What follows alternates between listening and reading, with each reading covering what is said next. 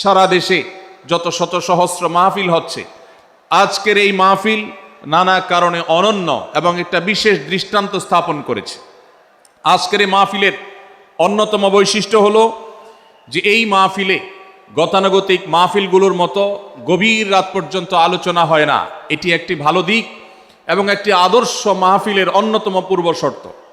গভীর রাত পর্যন্ত দূর দূরান্তে মাইক লাগিয়ে ওয়াজ মাহফিল আয়োজন করা কোনো আদর্শ মাহফিলের চিত্র হতে পারে না।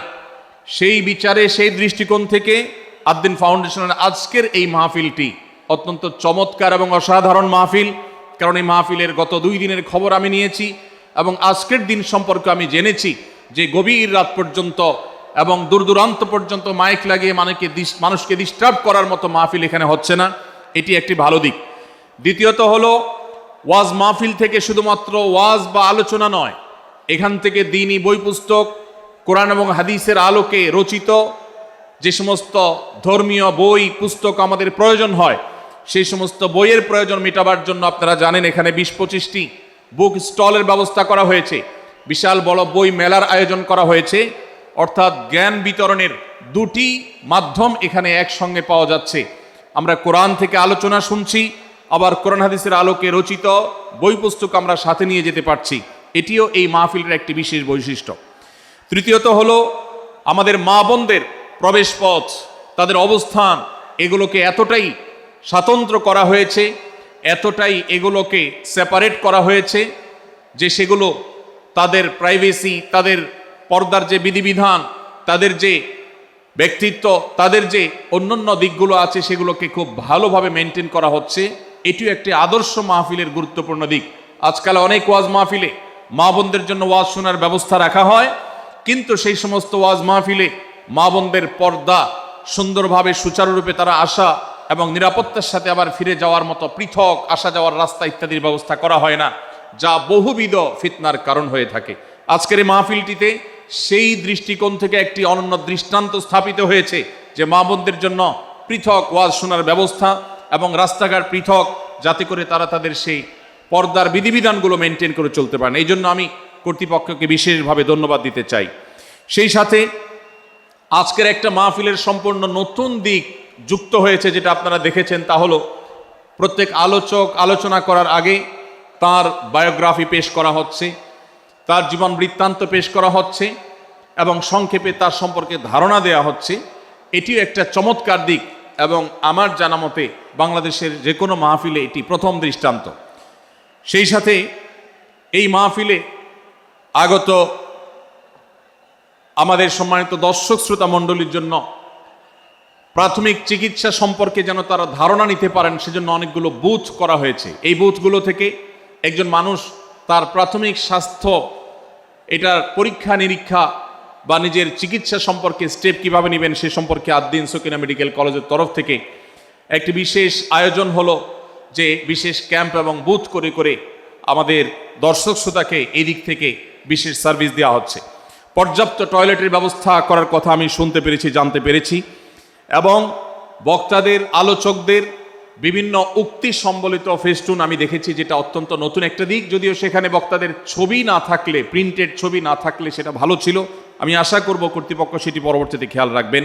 সেই সাথে আমি একটি বিশেষ অনুরোধ তাদেরকে করেছি, তা হলো এই 3 দিন ব্যাপী তাফসিল কোরআন মাহফিলে আলোচকগণ কোরআন এবং হাদিস থেকে যে সমস্ত আলোচনা বক্তব্য পেশ করেছেন এবং করবেন, তার সবগুলোর সামারি একটি স্মারক গ্রন্থ আকারে যদি প্রকাশ করা হয়, একটি স্মারক পুস্তিকা আকারে প্রকাশ করার পর যদি এটি বিতরণ করা হয়, তাহলে মাহফিলটি হারিয়ে যাবে না, মাহফিলটি আমাদের ঘরে ঘরে থেকে যাবে, আমাদের জীবনকে আলোকিত করবে। আমি আশা করব ওয়াজ মাহফিল, যেটি এই দেশের সবচাইতে প্রাচীনতম কালচারের অন্যতম, এদেশের সবচেয়ে শক্তিশালী সংস্কৃতির অন্যতম হলো ওয়াজ মাহফিল। এই ওয়াজ মাহফিলগুলো আদর্শ ওয়াজ মাহফিলে পরিণত হবে। এই ওয়াজ মাহফিলগুলো মানুষের বিরক্তির কারণ হবে না। শহর এলাকায় রাত বিরাতে, গভীর রাত পর্যন্ত দূর দূরান্তে মাইক লাগিয়ে মানুষের দুর্ভোগ সৃষ্টির কারণ হবে না। উচ্চ শব্দ দিয়ে মানুষকে বিরক্ত করার কারণ হবে না মাহফিলগুলো। আমরা যদি আদর্শ ওয়াজ মাহফিলের দৃষ্টান্ত স্থাপন করতে পারি, তাহলে এই দেশ কোরআনের আলোয় আলোকিত হবে, হাদিসের আলোকে আলোকিত হবে, আমাদের ঘরগুলো আলোকিত হবে দ্বীনের নূর এবং আলো দ্বারায়। আল্লাহ রাব্বুল আলামিন আমাদের সবাইকে কোরআন এবং হাদিসের আলো থেকে আলোকিত হওয়ার তৌফিক দান করুন। আজকের এই মাহফিলে আমরা যেরকম সবাই সমবেত হয়েছি, মাশাআল্লাহ চরম নীরব নিস্তব্ধ পরিবেশে সবাই পিনপতন নীরব হয়ে এই মুহূর্তে কথা শুনছি। আমি আশা করব শেষ মুহূর্ত পর্যন্ত আমরা এই অবস্থা বজায় রাখব।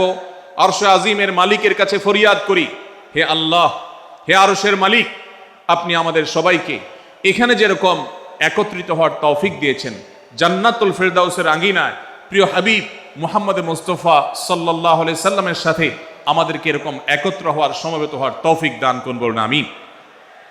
সম্মানিত ভাইয়েরা, আমি আপনাদের সম্মুখে কোরআনে কারীমের গুরুত্বপূর্ণ একটি সূরা, সূরা হুজরাতের একটি আয়াত তেলাওয়াত করেছি। সূরা হুজরাতের 7টি বিশেষ সামারি আপনাদের সামনে আমি তুলে ধরতে চাই।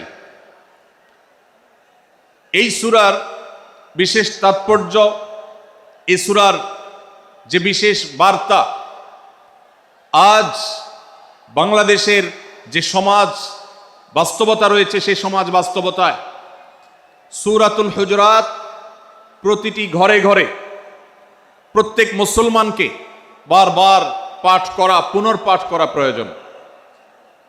আমার রব, আমার আল্লাহ যদি আমাকে শক্তি সামর্থ্য দিতেন, আমি আমার দেশের প্রত্যেক মুসলিম ভাইকে বোনকে হাত জোড় করে অনুরোধ করে, অনুনয় বিনয় করে সূরাতুল হুজরাতের শুরু থেকে শেষ পর্যন্ত যে 18টি আয়াত রয়েছে, এই 18 আয়াতে ঐতিহাসিক যে 7টি বিশেষ বার্তা রয়েছে, সে বার্তাগুলো গ্রহণ করবার উদ্দেশ্যে বারবার অর্থ সহকারে সূরাতুল হুজরাত বুঝে বুঝে পড়ার, এর তাফসীর দেখার, এর সামারিকে বারবার জানার জন্য আমি অনুরোধ করতাম।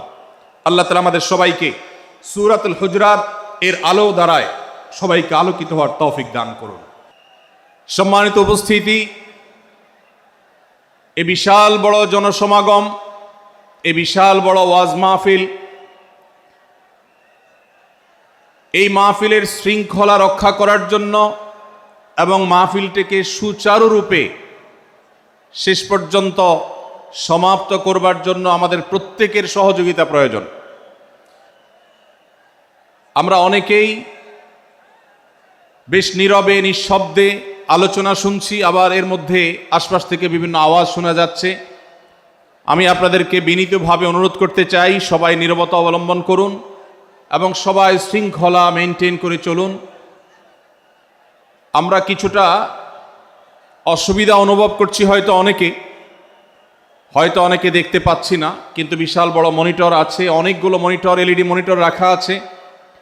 অতএব আমরা যদি একটু ধৈর্য ধারণ করি, মনোযোগ দিয়ে কথা শুনি, তাহলে সেটা আমাদের উপকারে আসবে ইনশাআল্লাহ।